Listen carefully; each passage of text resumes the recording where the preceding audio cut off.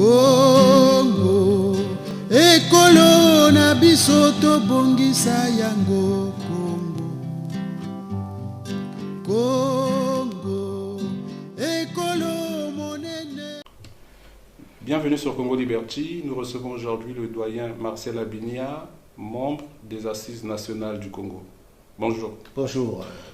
Alors, j'aurais aimé commencer par l'actualité des Assises nationales du Congo, mais comme vous le savez, la musique congolaise a perdu un éminent membre de sa communauté, Célestin Kouka. Très jeune, moi je l'ai écouté avec Télémusique, mais le doyen Abinia le connaît un peu plus. Qu'est-ce que vous pouvez dire à ce sujet? Bon, à ce sujet, je voudrais dire ceci. La musique est une composante de la vie d'une société. La musique aussi, on écrit la vie d'un pays avec la musique. Et Kouka Célestin est l'un des membres fondateurs de la musique congolaise. Au même titre que les autres de l'autre rive, Calais, Rochereau, Franco, Edo, Essou, et j'en passe. Et donc, on ne peut que regretter la mort d'un monsieur comme celui-là, qui a fait le beau jour de la musique congolaise.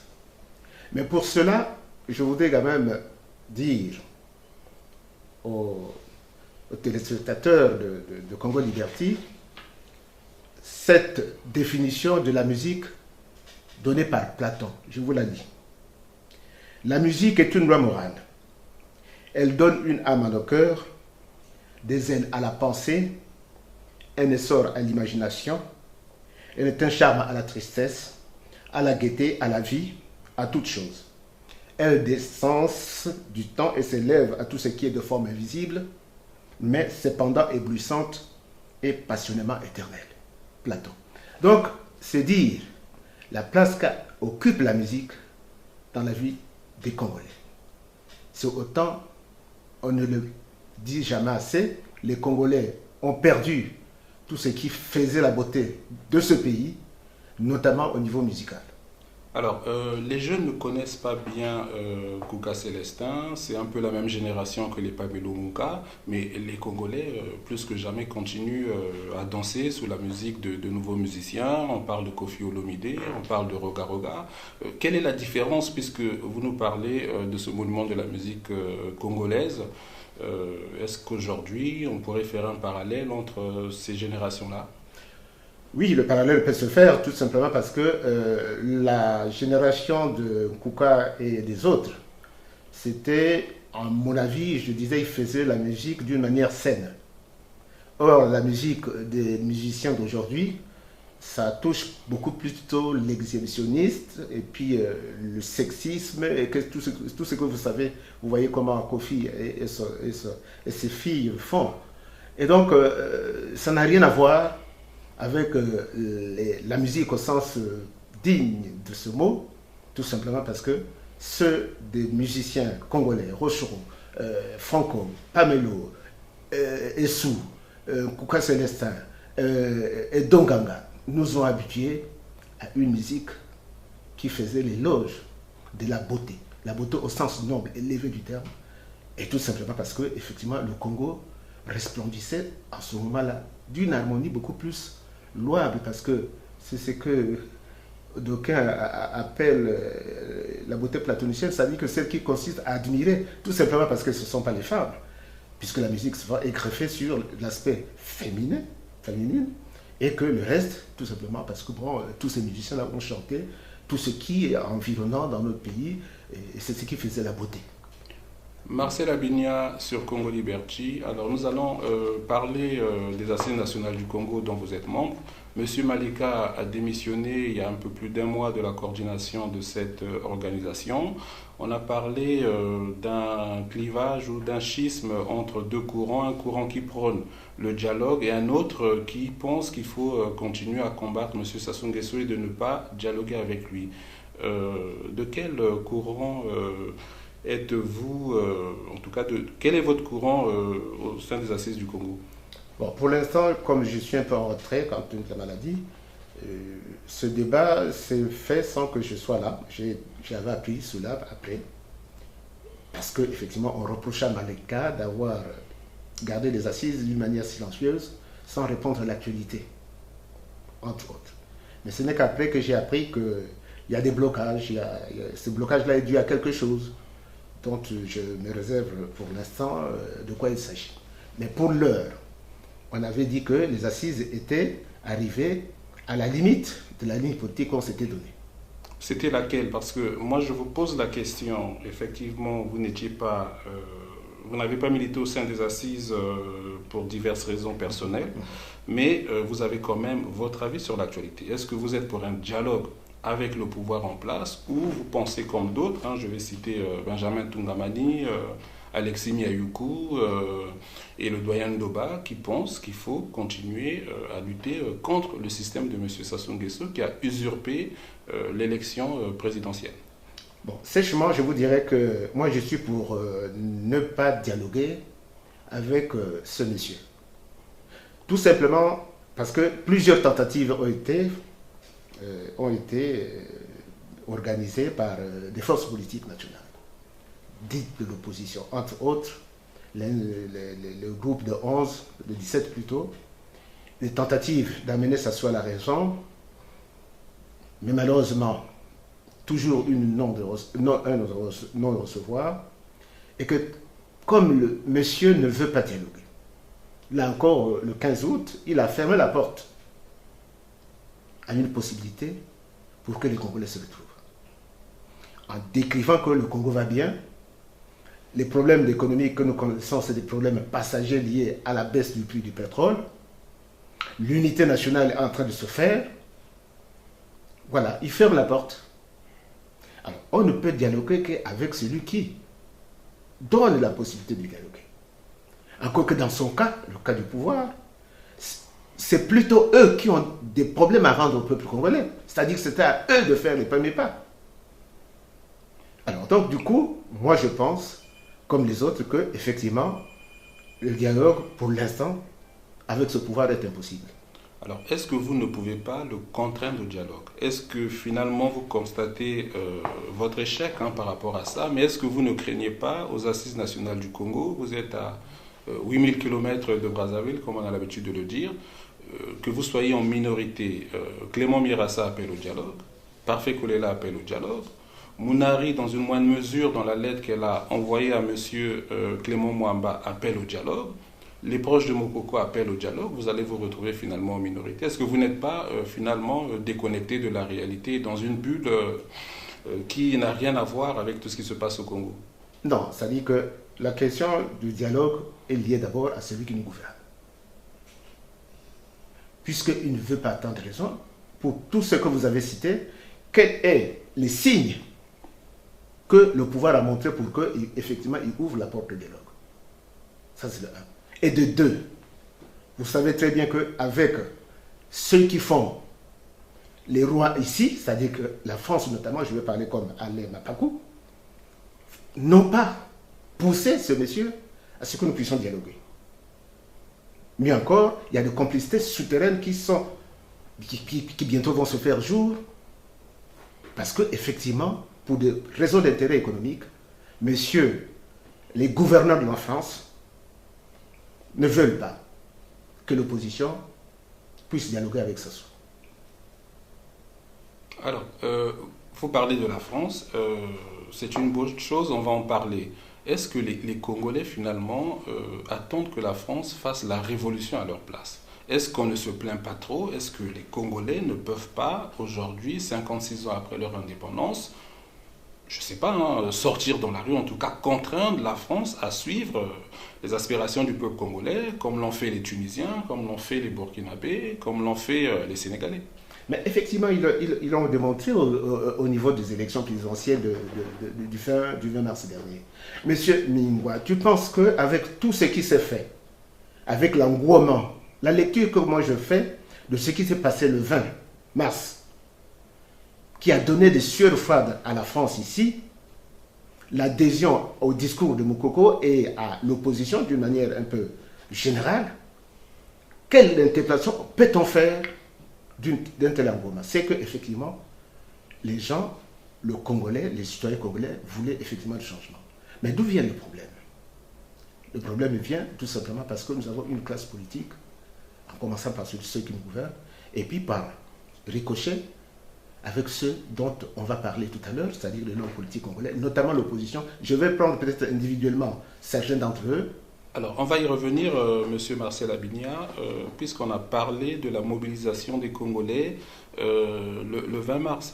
Le 20 mars étant l'élection présidentielle qui s'est tenue au Congo et qui a déclaré officiellement M.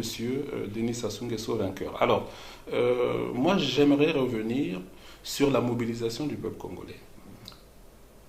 Et beaucoup disent que si tout Brazzaville était sorti ce jour-là, parce que la désobéissance civile avait commencé au bord de l'océan jusque dans les quartiers sud du pays, si les quartiers nord de Brazzaville étaient sortis, ce jour-là, Sassou tombait et la France aurait suivi les aspirations du peuple congolais. Est-ce qu'il n'est pas aujourd'hui... est-ce qu'on ne pourrait pas faire le point déjà sur cette situation-là? Mais la question, effectivement, le point, c'est que, en fait, c'est lesquels qui donnent les mots d'ordre d'une mobilisation. Ce sont les acteurs politiques. Bon, nous avons eu Okombi, nous avons eu Monari, nous avons eu Moukoko, pour ne parler que de ceux-là. Ce sont eux qui, effectivement, au niveau de la représentativité, parlaient au nom du peuple congolais.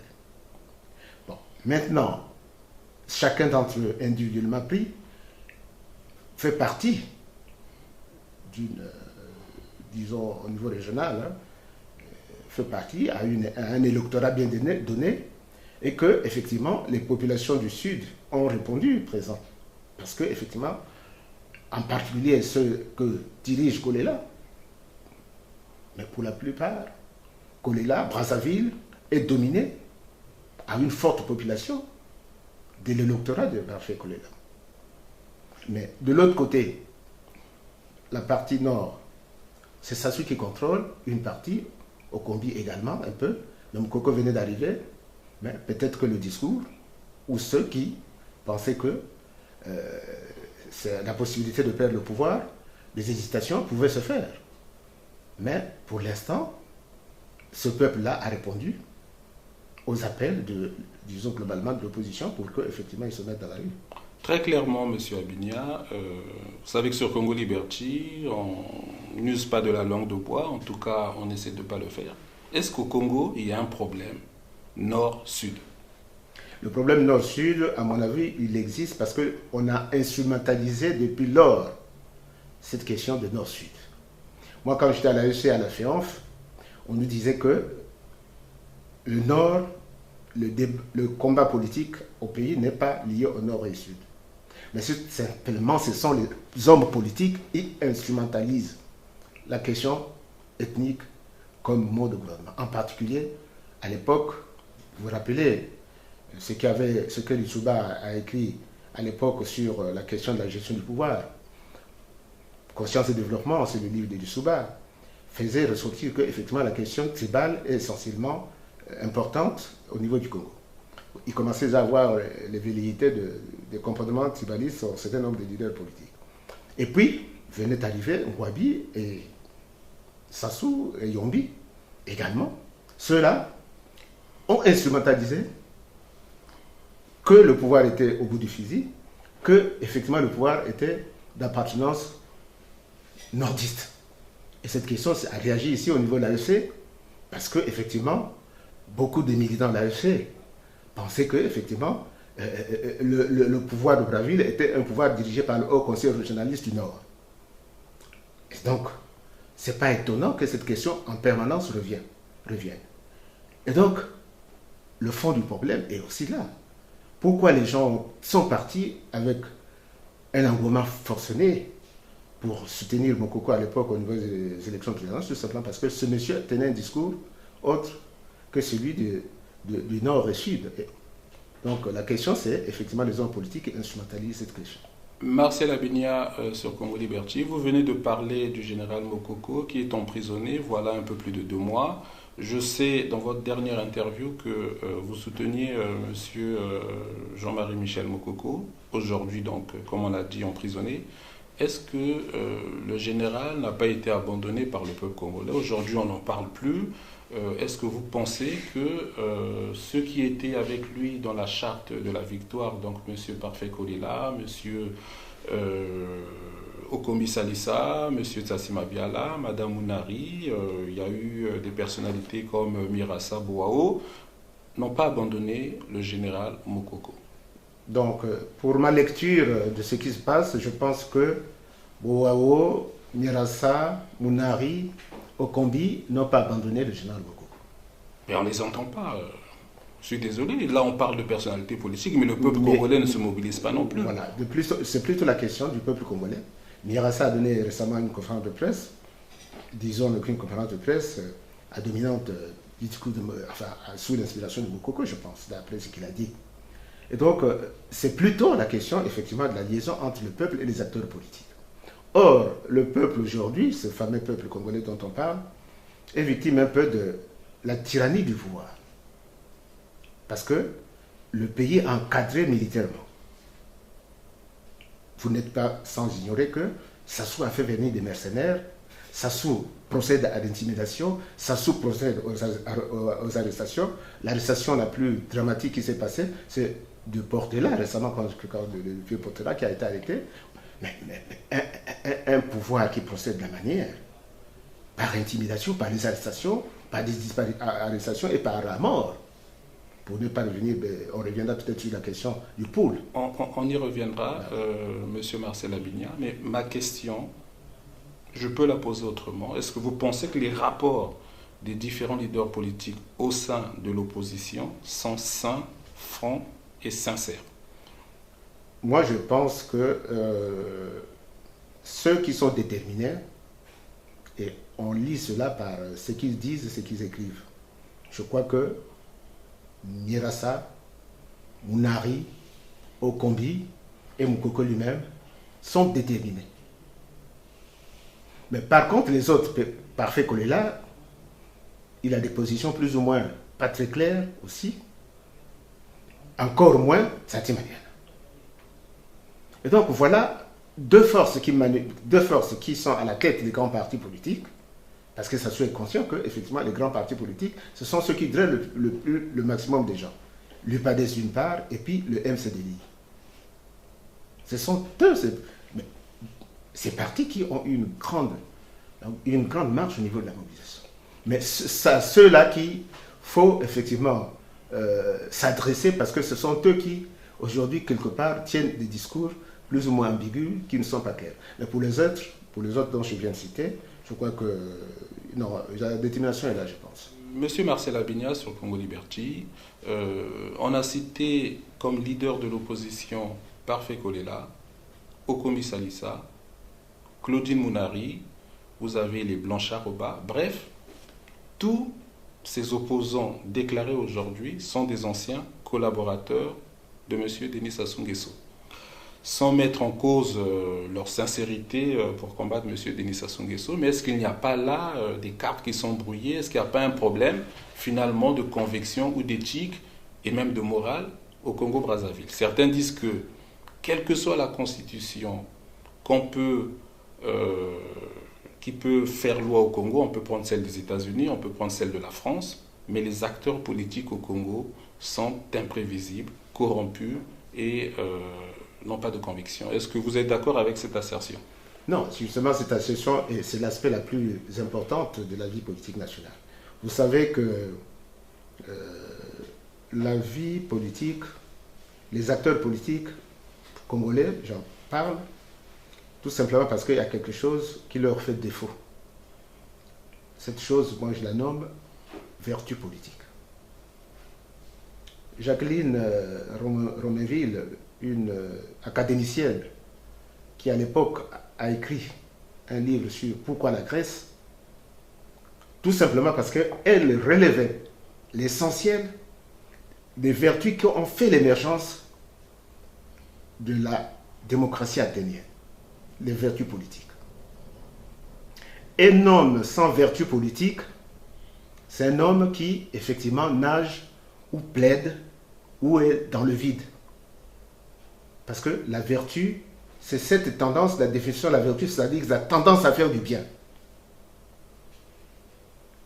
Or, chez nous, la plupart des hommes politiques n'ont pas intériorisé ou non, ces vertus font déficit dans leur comportement. Sachez que Aristote dit que la politique, c'est une science des comportements. Et donc, quand des comportements ne sont pas rationnels, ne sont pas adéquats, effectivement, on tombe. Bon. Et quelque part aussi, cette femme dit que les vertus politiques, pour la plupart, poursuivent deux objectifs. Le premier objectif, c'est le perfectionnement de l'intelligence. Le deuxième objectif, c'est pour canaliser les passions, les désirs des sens, les désirs des plaisirs de la chair et tout. Voilà pourquoi les Athéniens faisaient un effort pour que, effectivement, les acteurs ou les hommes politiques se tiennent dans ce qu'on appelle une vertu qu'on appelle la tempérance. C'est-à-dire l'équilibre entre les comportements des hommes humains, des êtres humains. Donc, du coup, nous avons des hommes politiques qui ont ce déficit-là. C'est pourquoi ils nagent dans tous les sens. Ils vont là où va l'argent, ils vont là où, effectivement, le matériel, ils poursuivent le bonheur matériel et tout, en ignorant l'essentiel de la vie des hommes. Et donc, du coup, nous avons un problème à ce niveau-là. Mais pour revenir sur ce dont tu as cité, notamment Okombi, Mounari, et bien d'autres qui ont travaillé avec Sassou, moi je voudrais seulement leur accorder cette position. Enfin, le bénéfice du doute. Non, pas le bénéfice du doute, mais les circonstances atténuantes. Vous savez qu'en politique, quand on n'est pas d'accord, nous avons ici Taubira qui nous a donné un exemple épatant.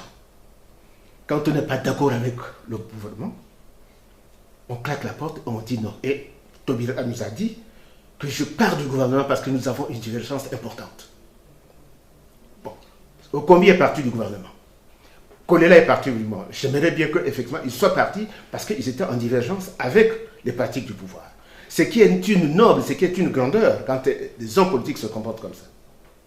Et donc du coup, on peut se dire, bon, écoutez, voilà, ils ont l'honneur, ils ne sont pas d'accord, ils partent. Mais ce n'est pas parce que ils ont travaillé avec le pouvoir qu'on va leur dire, ah, c'est parce qu'on a travaillé avec le pouvoir, donc ils sont mauvais. Non, non, il faut d'abord leur donner la possibilité de faire une autocritique, de dire, bon, on n'a pas travaillé, on n'a pas eu des résultats, ou bien je se pars du gouvernement parce que ceci ne me plaît pas. Et ça se dit, on peut accorder des circonstances atténuantes à ces messieurs ou à ces femmes.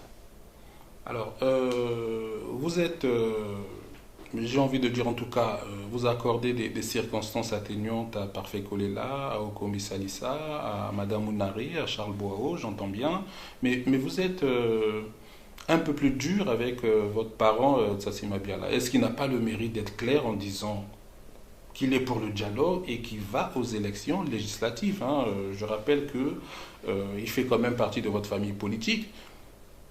Bien sûr, Tsatsi Mabiala, je l'ai téléphoné à l'époque quand j'étais à Pointe-Noire pour lui dire ses prises de position encourageantes et déterminantes par rapport à la lutte, puisqu'il s'est mêlé à la lutte. Mais les revirements spectaculaires de Tsatsi Mabiala, en abandonnant les autres, en disant qu'effectivement, on peut aujourd'hui, les élections sont finies, on peut aller aux élections législatives, alors qu'il sait très bien qu'on est en train de bombarder le pôle, on est en train de tuer les gens en permanence, puisque ce pouvoir-là a ce certificat de la mort, a cette possibilité de donner la mort, et on en donne tous les jours, et que Tsatsi Mabiala se tait, privilégiant effectivement ses intérêts personnels et tout, en invitant le pouvoir pour qu'on aille aux élections. Donc, je suis plus dur avec Tsatsi Mabiala, tout simplement parce que les autres, jusqu'à preuve de contexte, sont ceux dont je citais. Ouaou l'a dit, il dit, je suis déterminé comme tu, parce qu'on peut arriver à des sacrifices suprêmes, mais je n'abandonnerai pas le peuple congolais dans la lutte actuelle. Donc, c'est salutaire. Monsieur Pascal Tsatsi Mabiala n'est-il pas plus pragmatique que les autres? Monsieur Tsatsi Mabiala a mouillé la chemise, comme on dit, pour la désobéissance civile. Est-ce que vous trouvez normal aujourd'hui que des leaders de l'IDC comme Charles Zakari Boao ou M. Blanchard Oba disent qu'ils sont déterminés pendant que, comme dit Paul-Marie Mpouélé, ils n'ont même pas pu sortir un chat dans les circonscriptions qu'ils étaient censés maîtriser? Est-ce que Tsatsi Mabiala, finalement, ne se dit pas, bon, il faut que les choses avancent et on va avancer comme ça? Attends, écoutez, la dernière fois vous m'avez interviewé, c'est pour dire au niveau du pourcentage électoral que les différents candidats ont eu. Santima Diala a été battu dans les parties sud du pays par Mokoko. Contrairement à l'idée qu'il draine une partie de la majorité ou une partie de l'électorat, comme on appelle, du Nibolek. Mais malheureusement, ça ne fait pas de lui quelqu'un, effectivement, qui est sérieux. Il a le mérite d'être clair, au moins. Non, et le mérite d'être clair en quoi? Tout simplement parce que le mérite d'être clair, c'est le mérite d'être clair dans l'opportunisme. Parce que ces gens sont viscéralement opportunistes. Il aurait évité aux populations du Niboland, puisqu'on va parler comme ça, les affres du pouvoir qui bombardaient dans le pôle. Mais la qualité des hommes politiques, c'est d'avoir le courage. Vous savez, le général de Gaulle, un grand résistant, disait ceci. À une conférence donnée à Brazzaville en 1941, de la résistance française. La plus grande gloire aux hommes est à donner à ceux qui n'ont pas cédé. Et c'est un résistant qui parle. Mais effectivement, quand on a opté pour la résistance, on doit se dire, mais écoutez, qu'on le veuille ou pas, qu'il ait des canons ou pas, il faut y aller. Et ce même général de Gaulle nous cite que parfois la guerre ne se gagne pas par les canons, par les fusils. La guerre se gagne aussi par le courage, par l'intelligence et par la possibilité du sacrifice suprême. C'est-à-dire que tu peux mourir. Et quand on se dit leader politique, comme a fait Mokoko là, je pense, pour reprendre Mokoko, Mokoko a refusé tout marchandage au risque même de sa vie. Vous vous rappelez qu'on lui a envoyé les ambassadeurs, la France a envoyé des ambassadeurs pour qu'effectivement il cède. Il a dit non. C'est pour montrer la grandeur d'un tel monsieur. Donc du coup, ceux qui jouent à vouloir avoir peur qu'on va massacrer les populations du Sud, en fait c'est pour leur propre intérêt, puisque ces gens-là ne font pas la lutte pour le peuple congolais. Comme je l'ai dit, c'est des gens qui n'ont pas de vertu. Marcel Abinia sur Congo Liberty, le vivre ensemble, est-ce que ça vous parle? Non. Le vivre ensemble, ça ne me parle pas. C'est encore une invention creuse de Mwamba Clément. Alors, si je vous parle, effectivement, il y a M. Mwamba Clément, natif de votre région. Oui, est-ce que vous avez des nouvelles de Mwamba Clément dans la Likoumou, de ce qu'on nous présente, c'est la joie. Voilà, Monsieur Clément Mwamba aujourd'hui appelle au vivre ensemble et on voit bien que il y a d'autres qui y répondent, comme M. Itadji, M. Mukwege, M. Blanchard-Rouba, et il y en a d'autres comme les Parfaits Kolela qui n'y répondent pas. Est-ce que M. Clément Mwamba ne montre pas là sa volonté d'apaiser le climat politique congolais? Mais peut-être il a la volonté d'apaiser le climat politique, mais Mwamba Clément, il doit d'abord commencer par le commencement. Le commencement, c'est effectivement celui qui lui a nommé président de la République, Premier ministre, celui qui est responsable de ce que nous connaissons. Et donc, pour aller dire et metter l'opposition et mettre un certain nombre de leaders politiques pour dire qu'on va vivre ensemble, mais c'est encore des mots d'ordre creux, puisque le vivre ensemble, pendant que le pays est en train de tuer les gens dans le pôle, pendant que si le chiffre que Nzo Mathias nous a donné, qu'on a eu à comptabiliser plus de 500 morts dans le pôle, vous imaginez 500 morts, et que vous trouvez des responsables politiques pour dire non, le vivre ensemble et tout, pendant qu'une partie de la population est en train d'être massacrée. Mais quel est ce vivre ensemble d'où on ne procède pas à une analyse profonde de ce qui se passe dans notre pays? Alors, Monsieur Abinia, nous allons terminer notre entretien. J'aimerais vous poser une dernière question. Pour vous, comment peut-on régler le problème, en tout cas la crise post-électorale? Bon, pour répondre à cette question, moi je pense que la question est d'abord posée au niveau de l'opposition congolaise, d'une manière générale. L'opposition, là j'élargis, l'opposition dite, l'opposition radicale, composée le groupe de 17 et composée de 10 SFK, doivent faire un effort pour se retrouver, pour faire cause commune, pour dire non, nous avons affaire à une dictature, parce qu'il ne faut pas mâcher les mots. Nous avons affaire à une dictature atroce, Il y en a d'autres qui l'ont comparé même à Hitler. Et donc, il faudrait effectivement qu'ils s'unissent pour imposer au pouvoir, si effectivement il y a la possibilité d'imposer, ou de lui demander, comme vous avez dit tout à l'heure, de dire, bon, écoutez, nous sommes unis, ce monsieur, voilà, à ce moment-là, peut-être la communauté internationale peut se dire, voilà, on peut aller à un dialogue, mais pas un dialogue dans les conditions que imposerait Sassou ou que certains de l'opposition veulent. Donc, la question essentielle est la question d'unité de l'opposition. Donc, moi, je pense que c'est le préalable. D'accord. Alors, si dialogue il y a, est-ce que vous accepteriez que M. Denis Sassou Nguesso reste au pouvoir avec un gouvernement d'union nationale? Mais je crois que il y en a d'autres qui militent dans ce sens-là. Comme il y en a d'autres qui disent même qu'il faut une conférence nationale bis. Parce qu'effectivement, s'il faut dialoguer, mais il faut imposer à ce monsieur du restreindre. S'il veut rester président de la République, mais il faut lui restreindre les pouvoirs. Pour un gouvernement du national, il y a des choses qu'il ne pourra plus contrôler. Et donc, on ne peut pas laisser un monsieur qui a fait la preuve de sa férocité encore les mains libres pour effectivement tuer. Puisque la question essentielle pour lui, c'est tuer. Merci, Monsieur Marcel Abigna. Nous arrivons donc à la fin de notre entretien. Rapidement, si vous avez un dernier mot. Bon, le dernier mot, c'est que j'aimerais dire ceci. L'âme d'un peuple, ce sont les hommes et la Constitution.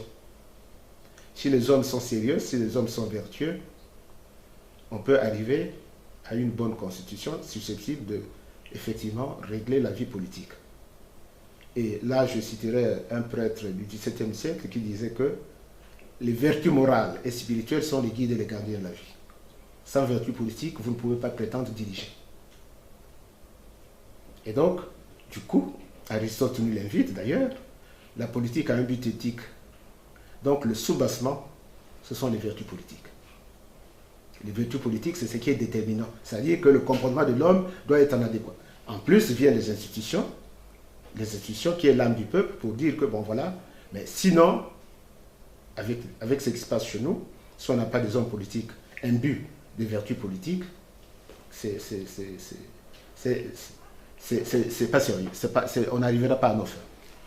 Nous remercions M. Marcel Abigna qui est sur Congo Liberty chez lui. Nous espérons de nouveau nous entretenir avec lui. C'est la reprise des interviews sur Congo Liberty et nous espérons que nos internautes seront toujours plus nombreux à nous écouter. Merci. Merci beaucoup.